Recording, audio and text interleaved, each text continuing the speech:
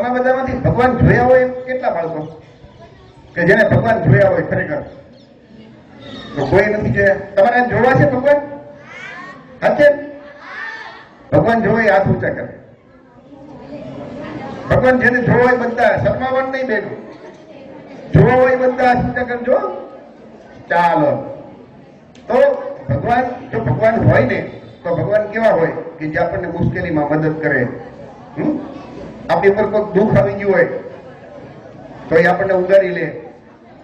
ધરતીકંપ આવ્યો હોય તો ભગવાન આપણને બચાવી લે.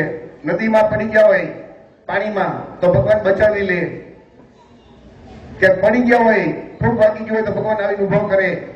એ અને ભગવાન આપણને કઈક ટૂંકમાં આપણે મુશ્કેલીમાં હોય ને જે મદદ કરે એને ભગવાન કહેવાય.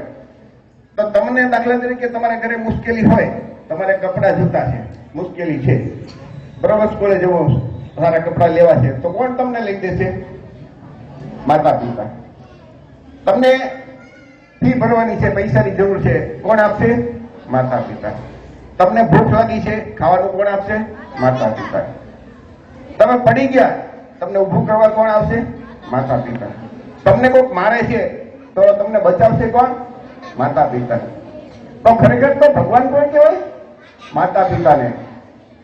તો તમારા બધાને ભગવાન જોવા છે ને, તો તમારા માતા પિતાને તમે જોયા છે? તો એ તમારા ભગવાન છે. તો દરરોજ સવારમાં ઉભા થઈ અથવા તો આખો દિવસમાં જયારે તમને સમય મળે, મતલબ તમે પિતાજી વહેલા વી જતા હોય કામે, તમે મોડા જગતા હોય કે નિશાળ વી ગયો, આખો દિવસમાં એક વખત ઘરમાં બા કે બાપા, માતા પિતા, એને પગે લાગવાનું. તમારા ઘરમાં દાદા હોય, દાદી હોય, કાકા હોય, એ બધા ભેગા રહેતા હોય તો તમારે એમને પગે લાગવાનું. એ બધા આપણા વડીલ. તો એ આપણા ભગવાન છે. કોણ છે? તો આપણા સાચા ભગવાન કોણ છે? માતા પિતા. તો હું તમને એક સૂત્ર બોલાવું કે આપણા ભગવાન કોણ છે? તમારે બોલવાનું માતા પિતા. આપણા ભગવાન કોણ છે? આપણા ભગવાન કોણ છે? આપણા ભગવાન કોણ છે? કાયમ માટે યાદ રહેશે.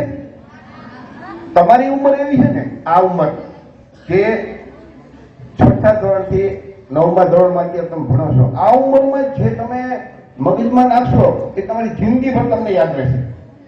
1 થી 4 વાળાને જાજુ યાદ નહીં રહે, પણ તમારી ઉંમર આ એવી છે તો જિંદગી ભર યાદ રાખવાનું કે માતા પિતાથી મોટા દુનિયામાં કોઈ ભગવાન નથી. સવારમાં અમે શું કર્યું કે એ બધા નાના બાળકો હતા, બધાના મમ્મી ને પપ્પાની બધા સાથે આવ્યા હતા, બધી મમ્મીઓને ઊભી રાખી અને બધા બાળકો એને પગે લાગ્યા હતા.